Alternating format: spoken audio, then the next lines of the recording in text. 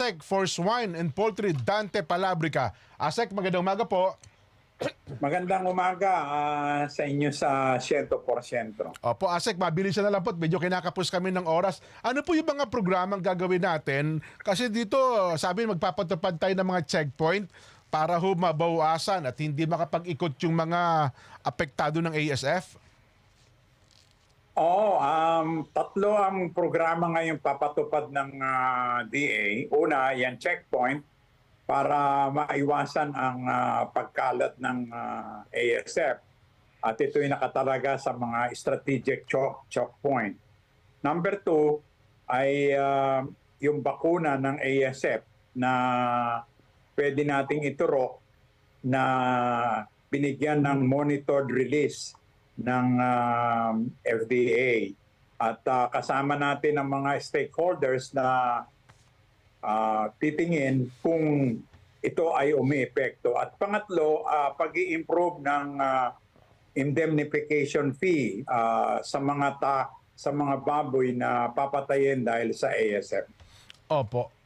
Doon po sa bakuna, nasa Pilipinas na ho ba ito o magpa-purchase pa lang tayo? Meron ng PO na ilalabas a week or two from now. At madali namang makakuha ito ng fresh na bakuna na manggagaling ng Vietnam.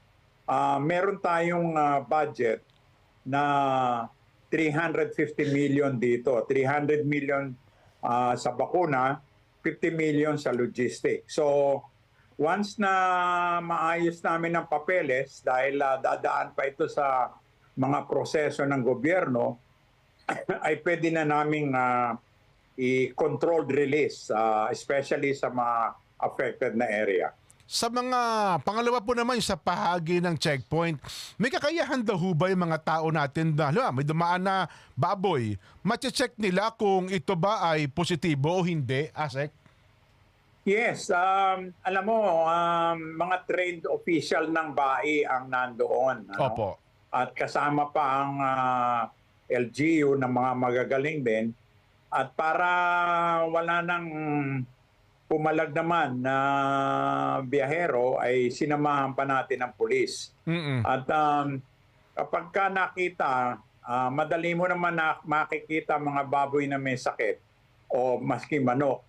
At pag nakita yun at checkin ang kanyang shipping permit at veterinary certificate, pagka ito ay peke at nakita na may diferensya ang baboy, diretso na to sa libingan. Ayun, kasi ang worry naman po ng ibang mga negosyante, kung wala pong expert na marunong, kasi magkakaroon naman tayo ng, mawawalan po ng mobility ng produkto, magkakaroon din tayo ng problema, di po ba, ASEC? Oo, pero inilalagay namin ang checkpoint in such a way na hindi maiistorbo ang riding public. And at the same time, meron kaming rules of engagement na gagawin para madaling makita ang mga may tama. At as I said, may burial site na kaming hinanda para hulog na lang doon. Yung indemnification po naman, yun mga namatay nung una kasi napakarami na raw po na namatay. Paano po yun? Kasi hanggang ngayon daw po ay nagkiklaim pa yung iba eh, ASEC. Tama ka. Alam mo, may proseso kasing na dapat daanan para hindi abusuhin itong indemnification dahil importante na maibigay sa damang tao. Opo. Importante na sunod lahat ng mga papers para maibigay yung indemnification. Pero gumagawa kami ng paraan ngayon para maiwasan ang pagtagal ng indemnification at mas malaking maibibigay kumpara sa dati. Kailan po kayang pinakamaaga, ASEC?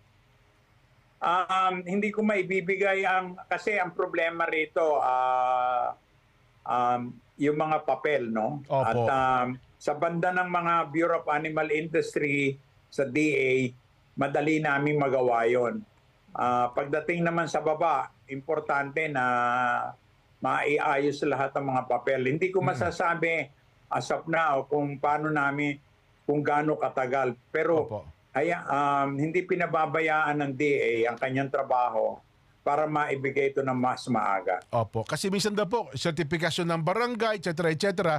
Pero ang problema daw po doon sa dati po ito, Asek, kung sino yung namatayan ng baboy, ang walang naklaim, pero yung hindi namatayan ng baboy, yun naman daw po nakaka-claim. Kaya siguro dapat maitama natin itong prosesong ito para sabi nyo nga, yun talagang dapat makinabang, dapat mabigyan ng benepisyo, Asek. Correct ka dyan. Kaya hindi ba... I would prefer na matagalan pero sigurado ang bibigyan kesa bilisan natin hindi naman yung mga taong Tama. tinamaan. Injustice na yon na double whammy na ang mangyayari. Nason? Okay na. Asek, siguro sa isang araw may mas mahaba-haba. Medyo kinapos po kami ng oras po para makapagbigay tayo ng mas marami pang impormasyon sa ating mga kababayan. Asek, magandang umaga po. Magandang umaga sa inyong lahat. Mga kaibigan, Asek Dante Palabrica po ang ating nakapanayam.